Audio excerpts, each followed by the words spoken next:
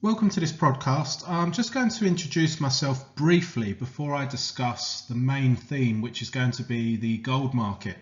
So I'm the author of The Economics of Entrepreneurship and also Investment Economics and Risk. I studied a BSc Honours in Economics and Maths and then went straight into a Master's degree in Risk Management. I've authored the two books, and I've also been an investor since 2010. And what I want to do is I want to discuss gold, because I think that gold is probably the most, not misunderstood asset theme at the moment, but I believe that especially with what's going on with Bitcoin, I think the market is looking in the wrong direction, or at least contrarian investors should be piling into gold. And I'm gonna give a couple of reasons as to why I think that's the case. So in 2017, I published Investment Economics and Risk, and I was quite bullish gold. There was a theme sort of throughout the book that was discussing several things that I thought would be bullish for gold. And then it got to the stage where I think gold was around £700 per ounce at the time. Gold was, from memory, forming a bottom between 2016 and 2019 against most of the major currencies. And so obviously 2017 would have been a good time to buy gold. And then we see a run up where gold went to £1,000 per ounce. So I actually sold out of my gold holdings and started buying equities to reinvest dividends and things like that. And obviously the gold price is over 20%. It's close to 30% higher now. So what I want to discuss is why I sold and why I've changed my mind. And the reason why I sold was because obviously there was I don't know the percentage, I've not really thought about percentages, but I was in profit and I was starting to think I'll be going to see higher interest rates. And if that's the case, then gold is going to go down, because people, economists and other people, will talk about the opportunity cost of holding gold, because all the time interest rates are below 1%. They're below the rate of inflation. So the real interest rate, which is basically the interest rate minus inflation, is negative. So when adjusted for inflation, your money sat in the bank is actually losing. It's depreciating. It's buying less and less every year. You're losing your purchasing power. But when the interest rates go up, the opportunity cost of holding gold is greater, because you're losing the opportunity of earning that money in interest. So if you can get 0.5% interest by sticking your money in the bank account, then the opportunity cost is negligible. Like, what is 0.5%? It's nothing. Gold could go up like 2% in a week. So why are you worried about 0.5%? But if interest rates go to like 4%, then you're starting to be like, do you know what? Do I want to hold my money in bullion, or do I want a guaranteed 4% with very little risk? So I started to think there is a chance that interest rates could go up, either because there's a boom caused by Asia. You've got to remember official data says there's nearly 1.3 billion people in India, and there's about 1.3 billion people in China. China, and I've said this before, China is a country, but it may as well be a continent. It is that big when you look at a map and how densely populated it is. Asia, a rise in consumption and incomes in Asia could cause a massive boom. I mean, it could be responsible for causing a lot of demand pull inflation, and that will cause central banks to raise interest rates. But the other thing is as well is that if central banks keep printing currency the way that they are to stimulate the economy, then if you increase the supply of currency quicker than gold can be mined and inventories are sold off into the market, then the currency is going to devalue against gold. And what you're not seeing is that I think people are missing this point, because if you look at exchange rates, the dollar, the pound, the euro, the Japanese yen, etc., they're all sort of staying quite relatively stable against each other. Of course, you get some volatility, but overall they are in historic ranges. And the thing is that they're not devaluing it. Like the Federal Reserve is printing a lot of dollars through the stimulus packages at the moment being seen in the US. And the reason why the dollar, I mean, the dollar has come off quite a bit, but the reason why it hasn't collapsed is because against other currencies is because the central banks around the world are all doing the same thing. So they will devalue, but they're just not devaluing against one another, but they are going to devalue against hard assets. And this is what you're seeing. I mean, if you only need to look at the oil market, oil prices looked like they were set to fall, and then they started to rise. And I noticed quite a lot of websites and reports were trying to find reasons as to why oil was rising when the whole thing was just being caused by the dollar index tumbling. So what you're seeing is a lot of devaluation going on. And the thing is with that is that you will see inflation pick up, and it's starting to make the mainstream, like Bloomberg and proactive investors, you're starting to see a lot more commentary on potential rise in inflation. And what this does is that if you are a bondholder, let's say you go out and buy US Treasury bonds, the higher interest rates are, the less desirable those bonds are. So as an international investor, I don't want to hold Treasury bonds locked at, what is it, like 1%, let's just say, when I know inflation is going to be 3%.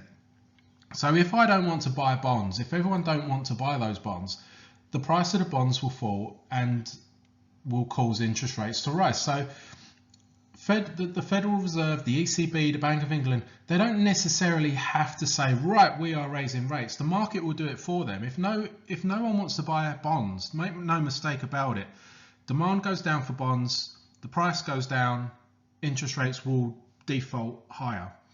So central banks don't actually have to make a decision to raise interest rates on like 10-year Treasury bonds. The market can do it for them. And this is what I think we're going to see. Now, what this should mean for gold is that the opportunity cost of holding gold will go up, but I don't think this is the case. And I'm going to make a point about this.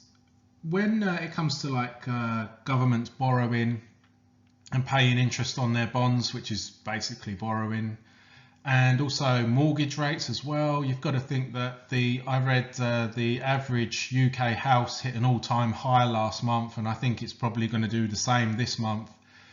People are, over the last sort of 10, 15 years, whatever it is, interest rates have been so low that people just probably think that that's it now. Interest rates are going to stay this low. So they're quite happy to lever up and buy these properties because the interest payments are low.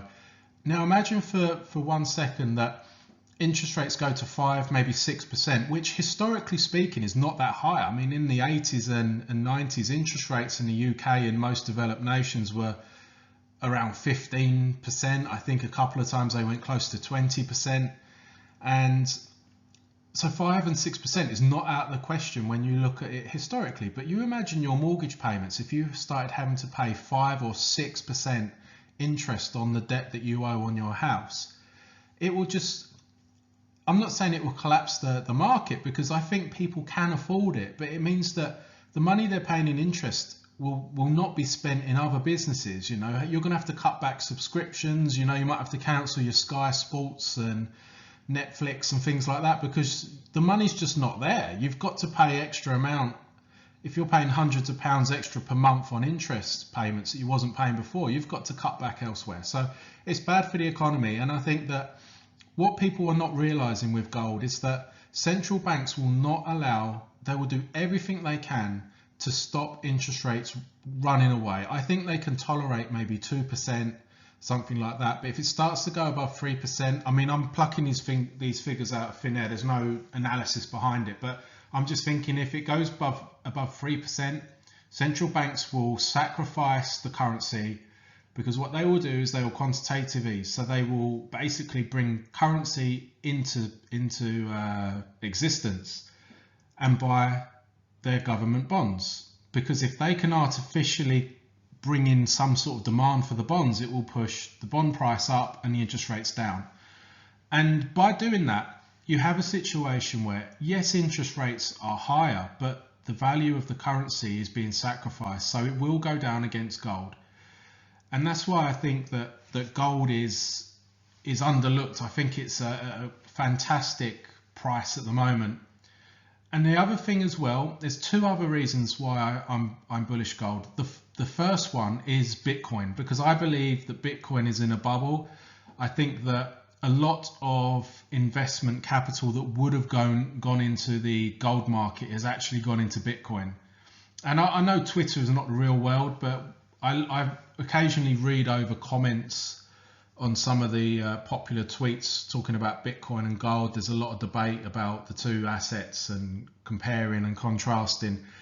And quite a lot of people have said on the comments, like, I sold my gold to buy Bitcoin and it was one of the best investment decisions I've made. And it does sort of reinforce what I thought, that some of the capital that would have gone into the gold market, that would have bought physical gold, has been hoovered up by Bitcoin. And I think something that I always remember, and one of the economists that I follow saying, is that when there's a bubble in a certain asset class, it means that there's probably fantastic opportunities elsewhere, because capital is flowing into that asset. Investors are turning their heads at that asset that's going up, and they're ignoring other things. And I think gold is just textbook example of that.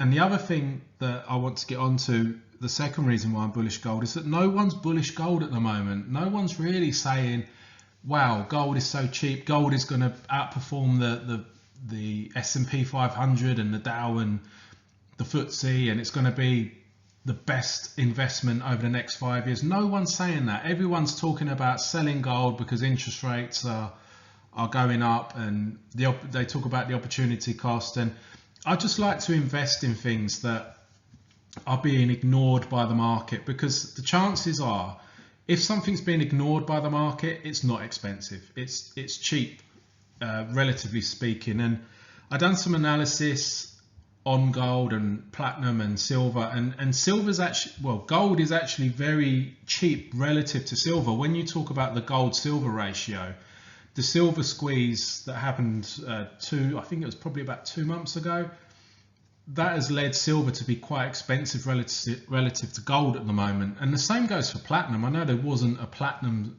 squeeze or anything like that, but when you look at how many ounces of platinum it takes to buy gold, I think it's normally about 1.5. It's actually up, I think, to about 1.7, but don't quote me. I can't remember the figures. I should have prepared them for this podcast. But my point is that gold is cheap relative to a lot of things, not just currencies. So I think that gold is a good investment because people are ignoring it. No one's really bullish gold at the moment.